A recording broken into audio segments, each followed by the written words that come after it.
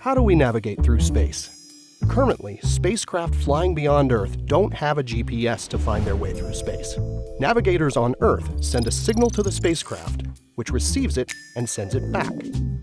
Extremely precise clocks on the ground, called atomic clocks, measure how long it takes the signal to make this two-way journey. The amount of time tells them how far away the spacecraft is and how fast it's going. The farther out in space the spacecraft is, the longer it takes to receive and send a signal. But what if humans are sent to another planet, like Mars?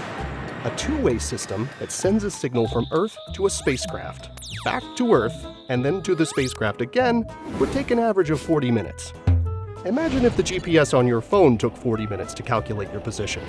You might miss your turn, or be several exits down the highway before it caught up with you. If humans travel to the red planet, it would be better if the system was one-way, allowing the explorers to immediately determine their current position, rather than waiting for that information to come back from Earth. NASA is testing new technology that would allow future explorers to do just that. The Deep Space Atomic Clock is the first demonstration of an atomic clock that can be used for navigation in deep space. It will allow a spacecraft to calculate its own trajectory instead of depending on Earth. If a spacecraft had one of these clocks on board, it could receive a signal from one of those big antennas on Earth and quickly measure its speed and position. The Deep Space Atomic Clock could one day let astronauts navigate safely and accurately to Mars and beyond. This technology demonstration is the first step in making one-way space navigation a reality.